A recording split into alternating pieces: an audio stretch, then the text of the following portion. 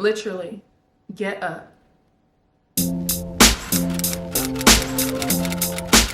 Are you realizing that you're not where you want to be? Life is passing you by and you're still stuck in the same cycle? I'm not gonna lie, I've been there and I know what that feels like. Hello, my name is Aya Michelle and welcome to my series 20's and Tested. This is basically my version of a podcast where I'll be discussing some of the things I really feel are important to understand within your 20's, especially if you're someone that's navigating your 20's for the first time and basically finding it difficult to figure out who you want to be and how you want to get there. Today we'll be discussing 3 key things to do in order to get you out of that mindset. So a couple of years back, I was this person that was literally known for being this fitness creator, being a nursing student, being slightly known on social media. And I came to a quick realization that all these things that I was pursuing was not a true identification of self. And I had to realize that I had to bring that focus back into myself in order to actually grow within my life. The image of who I thought I was really became ingrained into my mind. And I quickly realized that if that was who I was going to be and that was who I should be, that I should do anything and everything in order to maintain that. But a couple years later, I ended up losing that. And it started to make me realize that the reason I lost that is not because of anything that I could have done, but because I wasn't being true to who I wanted to be and I wasn't being true to myself. And number one thing, I wasn't being true to my mindset. I think a lot of us fall into this space where we feel like our mindset should simply be successful. It should be a go-getter. It should be, I can move from A to B smoothly. But everyone in life can confidently say that they've had their difficult transitions where they started to realize that yes, they want to be this person, but how exactly can they get there? I started to realize that life is really a series of choices that we make every single day. It is a compilation of how we put things together. 3 key things that really help us move in the direction that we want to. Number one thing is going to have to be consistency. I've been more consistent with my health, and with that I signed up for Lifetime and I've been going there for 1.5 years, but I've never been consistent with that gym. Not until I actually had a planned out week of what I wanted to do within the actual gym and actually creating workout splits that are not guided by me, but that is guided by the actual gym. This made it a lot easier for me to go to the gym because I could go without actually thinking about what I was going to do for the day. I remember literally being frustrated with how I was actually going to get my workout in, if I'm actually doing the right things, am I working the right body parts? And that fixed it. And I think the number one thing that really helped with that is actually having a community of people that were there that really supported me through my journey, especially with wanting to work out and feel better inside and out. Another thing I overcame was trying to make friends. Now, I know in our 20's, it's literally so difficult making friends post-grad because you're kind of trying to navigate a space where you're meeting people from all walks of life in so many different spaces, places that you might not even expect to meet a friend, you might meet a friend. Consistency is something that I've really struggled with in the past simply because I felt like I was not who I imagined myself becoming when I became consistent with this particular item. Now, it could range from anywhere from health and fitness to self-care to becoming closer with your family, becoming closer with your friends, trying to actually get to know the people around you. I think I suffered with that because I kind of felt like if I no longer held on to that consistency, that I no longer could hold on to that identity. And I started to realize that that's false. Consistency should really be based on who you see yourself becoming and how you see yourself becoming that type of person. When it comes down to consistency, what I will say is the number one thing that you should do is build a routine that actually leads you to your goal.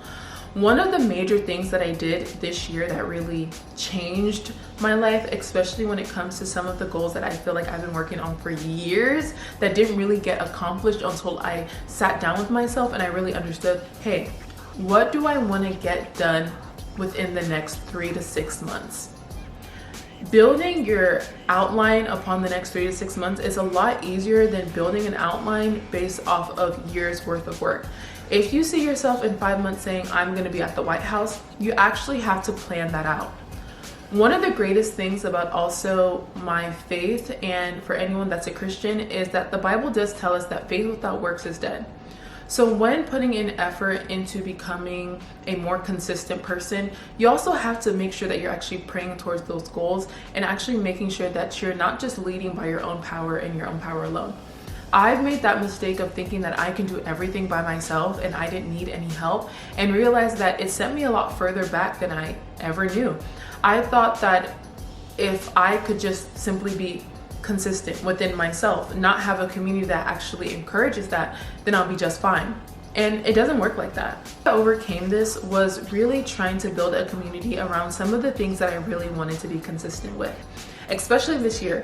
One thing I really did that made me more consistent with my friends is not having an ego of thinking I don't need to reach out, I don't need to call them, I don't need to check up on them, they seem like they're doing good. I've noticed we have the tendency of thinking that everyone is just cool and collected, being by themselves, but I realized that that's not most people. Even the person that seems like the shyest person in the world still needs someone to, just make sure that they're okay, and that is completely fine. Being consistent with friends and family has also given me more of a sense of self, where I feel like I am around people who love me, who encourage me, and who want the best for me. All right, number 2, overcoming failure. I'm not gonna lie, failure is probably one of the worst feelings in the world. Experiencing failure is so difficult, especially when you imagine yourself being at a certain space within a certain time and feeling like if you're not there, then you're not who you want to be. When I was in my earlier 20s, I failed out of nursing school. And it wasn't based on grades. No, I was actually passing all my classes. I left because the stress was too high. My identity was so focused on being a nursing student, becoming a travel nurse, buying a house, having the nice car, having all these things. And those things were taken away from me. Sometimes failure also just feel like a losing of identity, of being so encapsulated with who you're going to be versus who you are and how you're going to move past that. A couple years later, I did end up graduating though, but that failure really changed my thinking and changed how I viewed life and started to make me appreciate the fact that you are beyond your title. You are beyond how other people feel about you. It's about how you feel about yourself and how you put in effort into becoming the best version of yourself.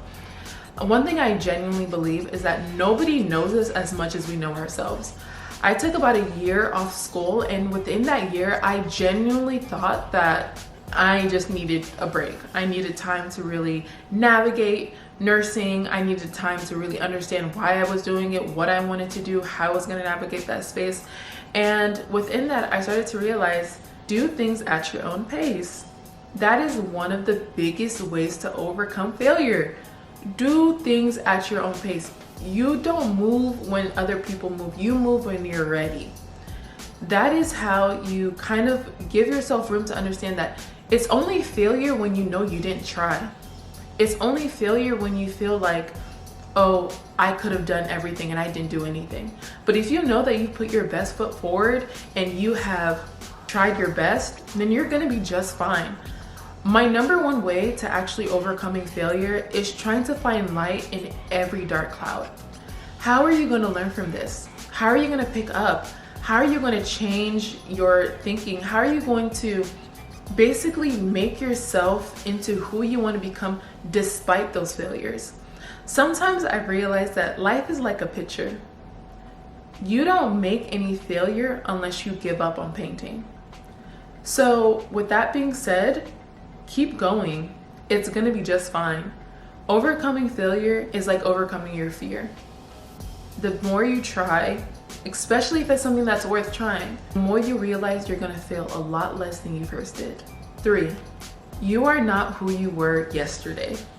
This has been the biggest game changer when it comes to how I think about myself and how I think about other people. One thing about us as human beings is that we're ever changing. We can't be who we were 5 years ago. We can't even be who we were 10 years ago, but we can be better than we were yesterday. One thing about consistency, one thing about overcoming failure, all these things lead us to the point where we think that if I am failing or if I am not consistent, that means I'll never be. Having that absolute thinking about ourselves puts us in a negative mindset. It brings us down. And there's literally no point of that. When you realize the power and the energy and the life that's being spoken into you every single day, and you start understanding that you have more power over your life than you think you do, you start to realize that nothing can shake you. This was a really big deal for me because I have probably changed my look so many different times. I've changed my actual look so many different times. I've changed my environment so many different times. But I realized all those things were done because I am not who I was yesterday. The price is going up, period. And when that is kind of your mindset when it comes to actually being a better person or becoming who you want to become, when you leave that mindset thinking that, oh, if I don't hold on to who everyone thinks I am, then I'm a failure. No, because at the end of the day, the only person who knows you is truly yourself. And I know it could really feel difficult when we've had our past mistakes come up within our own personal thinking. We hold on to those past and we think that, okay, well, if I was this horrible person 5 years ago, then how is everyone going to think that I'm good? I don't think anyone should think like that. You should reflect on your life based on the fact that, for one, you have the ability to grow out of who you once were. If you made a mistake 5 years ago and people are still holding on to that, cultivate and create a person within yourself that can be apologetic, that could acknowledge those mistakes, that could work to become a better person. But to wallow in pity, it's never gonna help you. Now that we've had this conversation about shifting your mindset, I'd really love to learn about you guys and who you are, and what are some ways that you actually shifted your mindset?